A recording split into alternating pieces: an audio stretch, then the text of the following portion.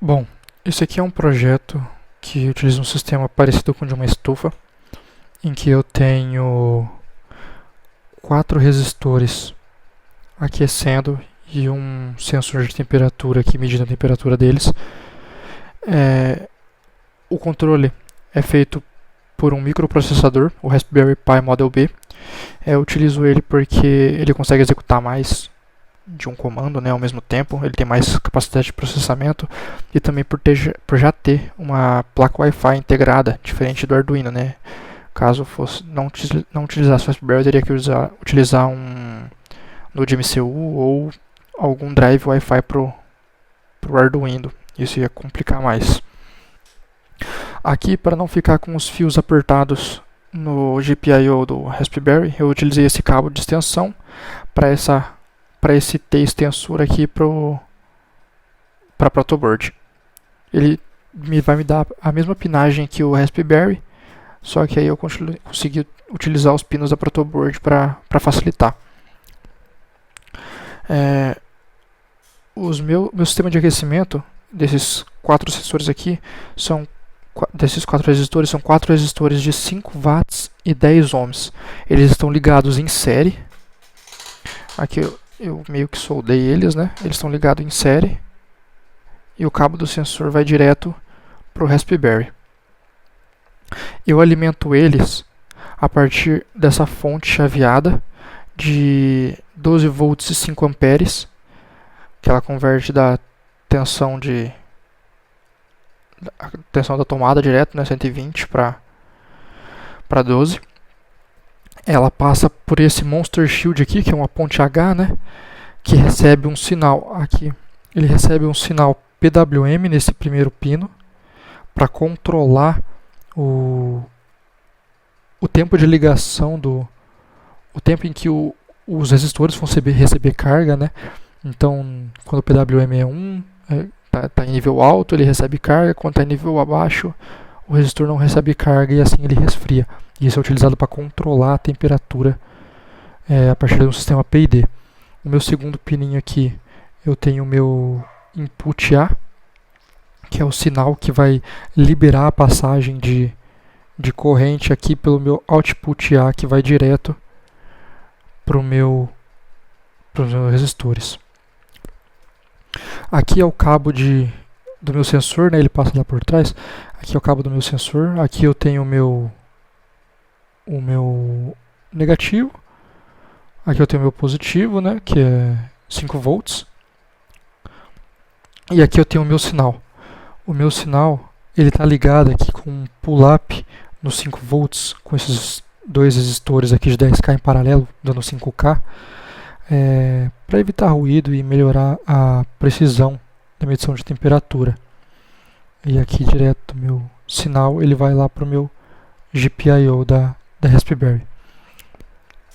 Esse LED aqui eu só coloquei para acompanhar o PWM que vai para o Monster Shield, para conseguir ver se inicialmente ele estava funcionando bem e se estava dando tudo certo. A programação foi feita em Python, aqui pelo Tony Python IDE, né? Que é um próprio compilador que já vem dentro do sistema operacional do Raspberry. Estou utilizando Linux. E aí, para evitar cabeamento, eu utilizei a placa Wi-Fi do Raspberry para fazer uma conexão via IP com esse VNC Viewer e espelhar a tela do Raspberry no computador. Aí aqui eu tenho todo o meu programa feito, né? Aqui a importação de bibliotecas.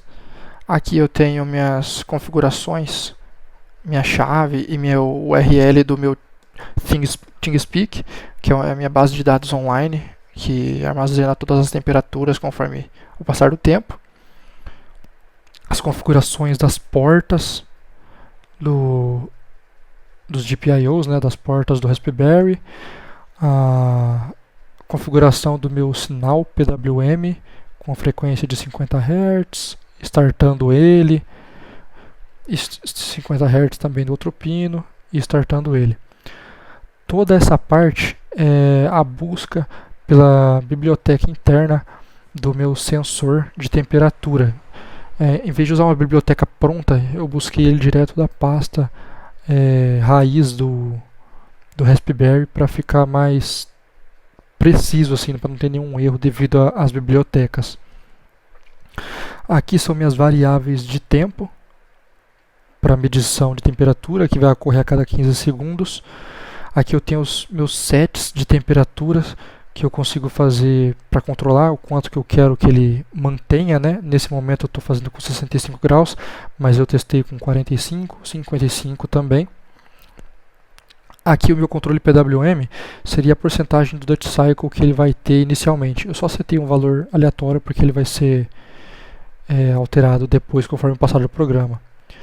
Minhas variáveis para controle de temperatura e tempo.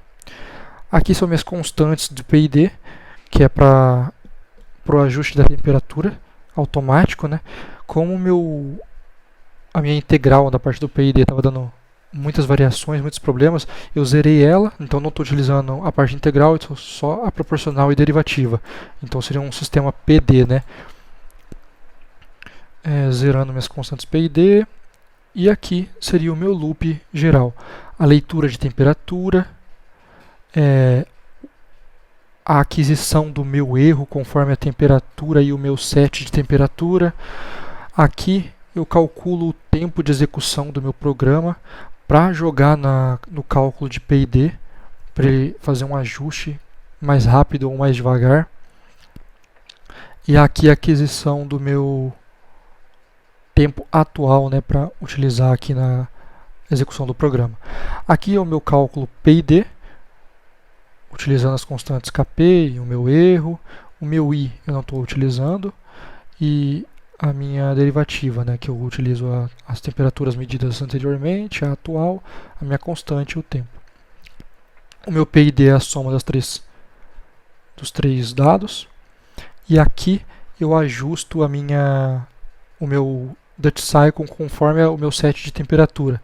Se eu tiver um set de temperatura abaixo de 41 graus, o meu Duty Cycle ele vai ser o meu PID adquirido mais mais 15, que seria os 15% de Duty Cycle onde ele estabilizaria. E conseguinte aqui, de 41 a 60, com 25% ele estabilizaria, e acima de 60 graus ele estabilizaria com 35% do Duty Cycle. Aqui apenas para não deixar o meu Duty Cycle acima de 100 ou abaixo de 0. Aqui eu envio o meu Duty Cycle para os meus pinos, né? Eu faço a alteração do meu Duty Cycle. E aqui foi só um pequeno... Aqui na verdade seria o envio, né, dos meus dados para o meu TeamSpeak. Aqui eu armazeno na minha variável, a minha base URL lá de cima, faço a configuração do meu campo com a temperatura para adicionar na URL. E aqui eu printo para minha variável para poder enviar para o site. Aí aqui eu já estou executando o programa, né? Ele está aqui, ó, mantendo uma temperatura aproximadamente de 65 graus, que é o que eu precisava, né? Aqui ele mostra quanto que está o meu Duty Cycle em porcentagem atualmente e a minha compensação de erro do PID, de quanto ele deveria ser, né? Aí aqui eu tenho o meu TeamSpeak, que é onde ele armazena os dados. Inicialmente aqui ele estava a temperatura inicial, temperatura ambiente, né, de 31 graus. Eu fiz ele subir até 35, deu essa pequena variada aqui até a configuração geral. Ele configurou em 40 graus, subi 40 graus, subi ele para 55, ele foi se mantendo próximo dos 55 graus. Aqui também inicialmente teve uma variação, apenas para a configuração, né, que ele não acerta de início. E aqui nos meus 65 graus que eu tive mais dificuldade, né, que ele não teve um controle inicial muito perfeito, mas depois ele conseguiu estabilizar perfeitamente aqui próximo dos 65 graus com uma variação decimal. E ele vai mantendo o programa assim. E aqui só um termômetro simples para verificar a temperatura atual. É isso.